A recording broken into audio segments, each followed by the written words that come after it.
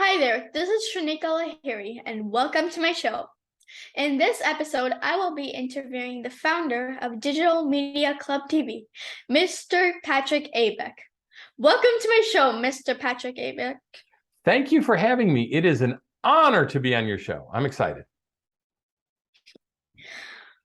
What is the history of Digital Media Club TV? Well, I'm glad you asked. We started this program 6 years ago, but prior to that, as kind of a side secondary business, I have a large natural gas agency that I've operated for, oh my gosh, 25 years. And a lot of my customers were small business owners and they had interesting stories to tell. So I started, this is going back 2007, a local newspaper kind of dedicated to serving the small business community. You're much too young for this, but back then there was a big push, and somewhat today, but not so much, of buying local, supporting your local small business owner. And you'd have buy local organizations. We had 3 of them in my area, and we're not even that big a town. And so I dedicated a newspaper to kind of supporting the small business community. Well, over that time, the writing was on the wall that newspapers were going to have to transition to video, to digital, away from hard copy. So I started using during that time high school students as reporters and teaching them how to produce a news report on their phone.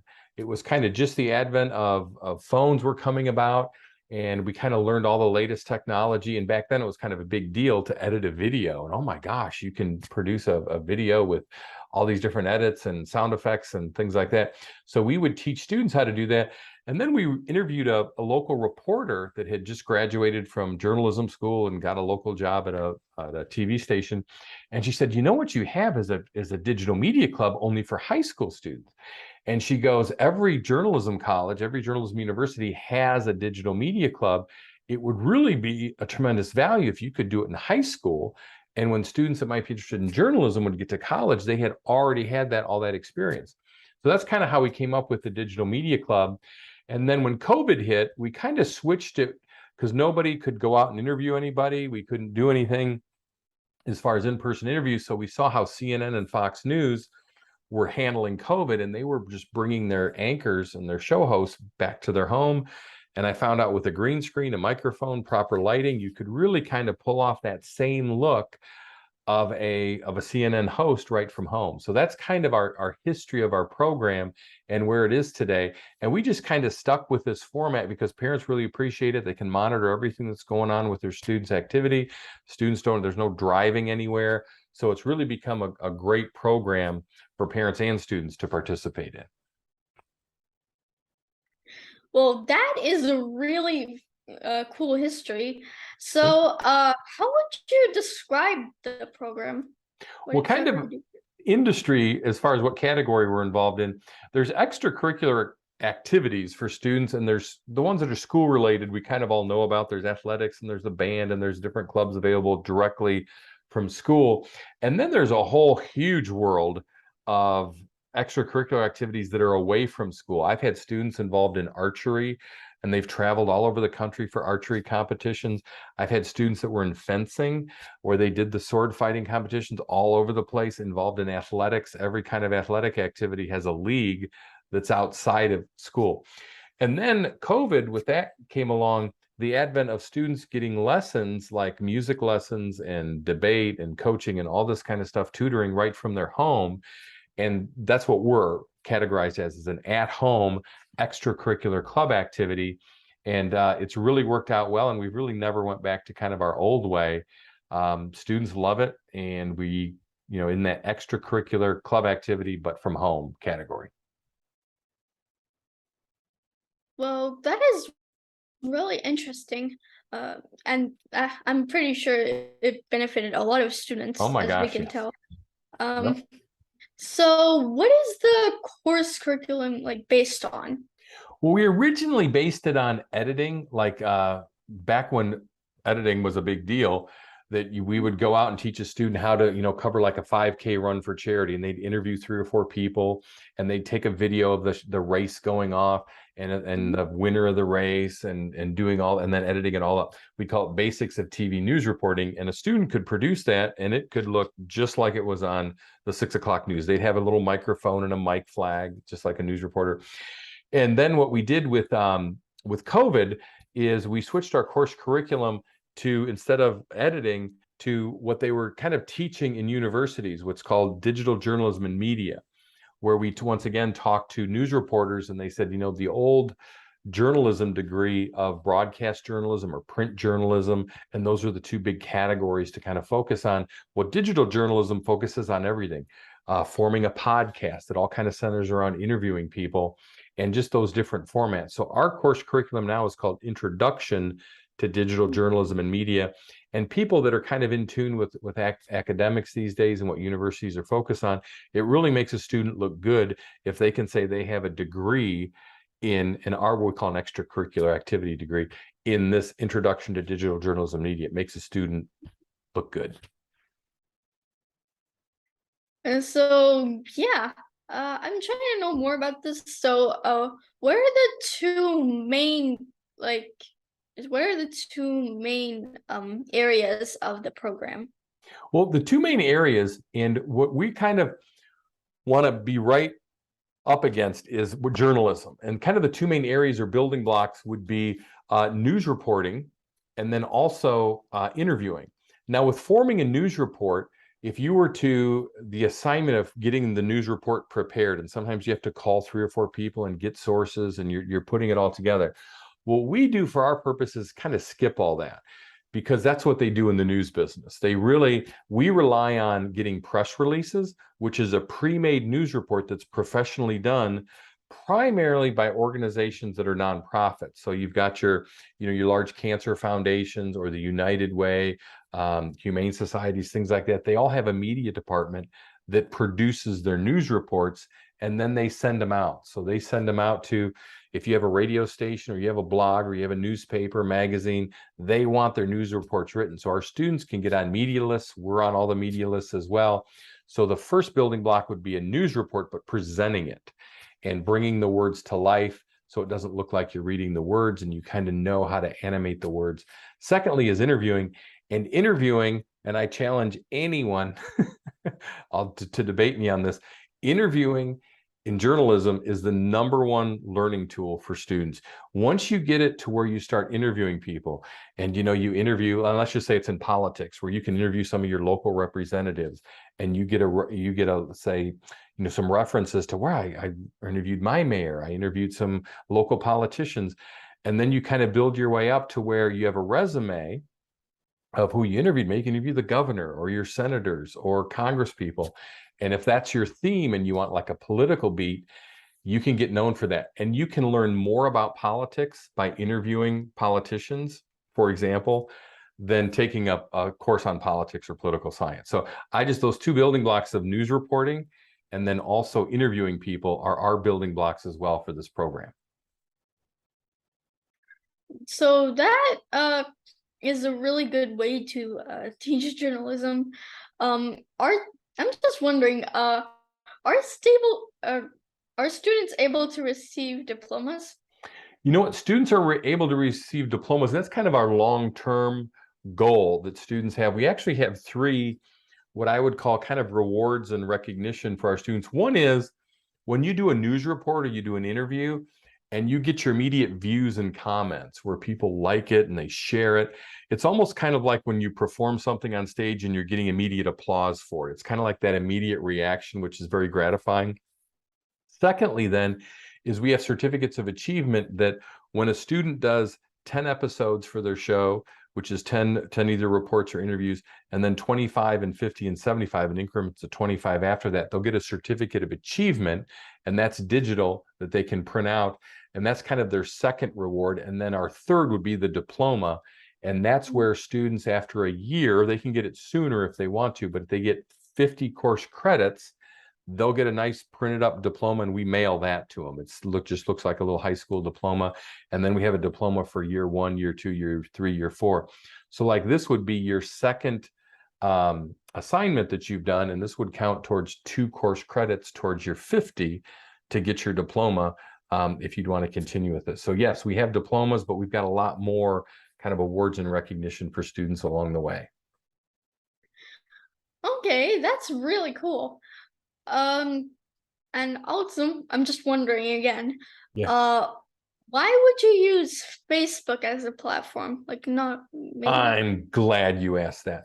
So one of the things about social media is there's the user side. It's what I like the user experience. I'm the consumer. I like Facebook, I like TikTok.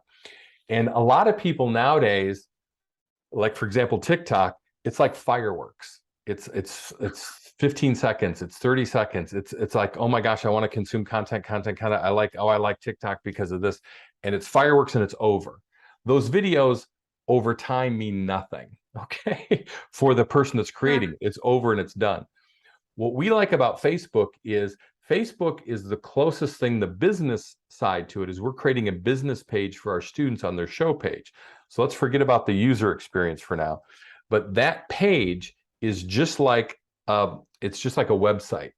And so if you were to hire somebody to produce a website for you and to produce videos for you, I've talked to dentists who have $25,000, $30,000 to produce a website that's searchable. And then they put keywords on all the content that's searchable, all their services. There's 30 videos on there that's searchable.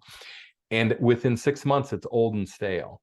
And one of the things about Facebook, it's got all the attributes of a website. It's free. You produce your own content. We can put the keywords in to make all the videos searchable. We can reuse videos if we need be and replay them just like they're fresh. They're not shared. They look like a fresh video. The views carry forward. So from a business standpoint, a Facebook page is most like a website that's going to be there forever for a student with no hosting fees. And then also on the user side, our users are over 30 years old. Their parents, their grandparents, they're people that are tuned in. So kind of it makes sense on the both ends from the business side, the creator side, the content side, to use Facebook for our purposes. And then also from the user side, that's just our audience. Oh, so yeah, this is really interesting. Now it kind of makes sense why Facebook is a good platform. So, what exactly does a student want to achieve after doing this program? Well, one of the things that we want a student to achieve is they're going to learn the basics of news reporting and interviewing. So they're going to learn that along the way. But what we want to create is literally a lifetime reference that a student can use for the rest of their lives. Even if they just do this for a year, get 50 or 75 episodes under their belt, you can keep using it for other purposes. This is a website. We can put certificates up of achievement up for anything that you've done. If you've won something, if you won an award, we can kind of target this to where you'll have a category that'll show all your awards that's all right there. So somebody that wants to, 10 years worth of, if they're in middle school or grade school and put all their awards and recognition up, you have one place for it, just like you'd create a website for that. So somebody can go to it and see all a student's achievements. So we want to teach journalism, but we also want to have a valuable asset that we're creating for a student along the way. Okay, all right. So that's really interesting. So how do you think the term digital real estate could be applied to this program? Well, one of the things that in the investment world, they're always looking for cool little terms to use. And this term popped up, a digital asset or digital real estate, a while back. I heard it, and every time I hear it, I kind of try to, okay, what are they applying that to?